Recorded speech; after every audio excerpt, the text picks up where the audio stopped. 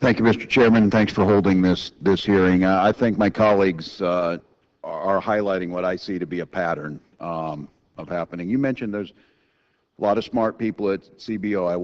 I won't deny that. Were any of them elected by the people? Anyone at CBO elected by the people? Not a one. Anyone have statutory authority to write law? Not a one. Anyone have statutory authority to interpret law? Statutory To interpret laws? Well, we interpret law all the time in terms of estimating budgetary things, but And that has we're not courts. You're not the courts. All right. The reason I ask this is that I'm going to ramble a little story here. On your website, it says analysts write quick turnaround cost estimates for legislation that's headed to the floor for a vote. Mr. Denham and I have a piece of legislation, H.R. 975, that we've been working on for years.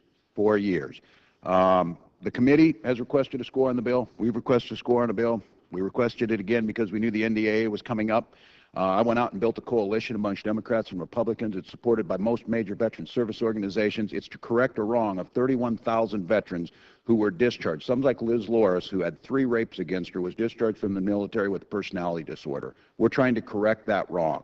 And I was brought, the speaker allowed it to come up there. I went up to the rules committee, and it was thrown out. You know why it was thrown out? Can you make a guess, Mr. Sunshine? You know why it's thrown out? You're probably going to tell me because it didn't have a CBO cost estimate. That's correct. It didn't have a score. Not only did it not have a score, someone made the interpretation, someone who's not elected, and I don't know their name, and I went to Chadron State, not Harvard, but I know that they made a determination that did not allow that thing to be heard because they said there will be a cost associated. Every other expert said there would not be in this, so it was nixed from coming to the floor. Now, my question is, I certainly value the work that CBO does. It is important for us to get this right, but it appeared to me like an arbitrary decision was made with no evidence of why it was made, who made it, or what it was being determined on, crushed a bill that had its one opportunity to go forward.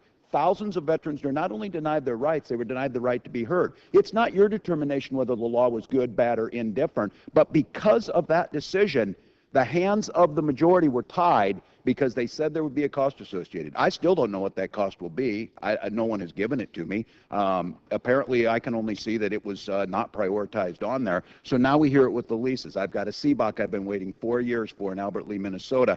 The city council down there just appropriated $50,000 of tax dollars, hard-earned tax dollars, to try and speed this process up. And now what I'm going to go back and tell them is I'm not sure.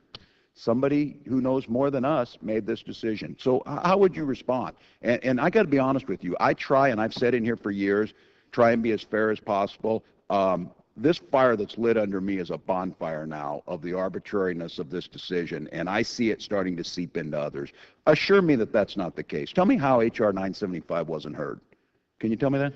Yeah, I'm not familiar with the details of the specific bill. I know that, for example, when bills are being considered or amendments are being considered by the Rules Committee, we often get calls and...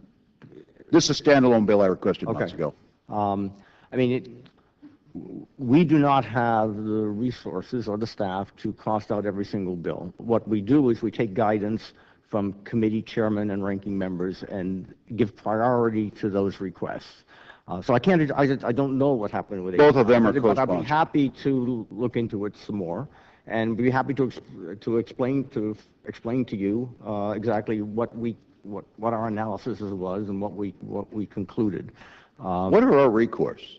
What is my recourse to go back to say how this could be fixed? I don't understand how someone I don't know, sitting in an office I don't know where it's at, can trump the will of 650,000 Southern Minnesotans, thousands of veterans, veteran service organizations, the chairman, the ranking member.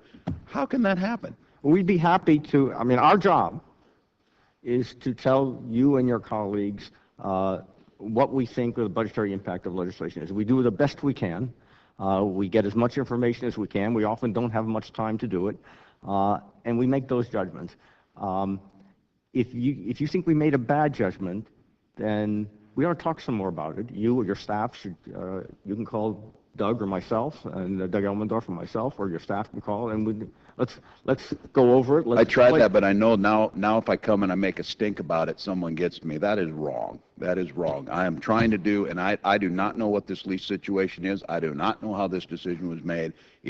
I still have sat here and listened for an hour. I have no clue, and I listened to Mr. Nagerbauer's questions. I didn't think I got an answer there how that was being done, and I'm just at a loss, and I think it's really unfortunate because I do believe in the work you do. It's important, but I think we've got a problem of trust that is building. I would say not building, it is festering.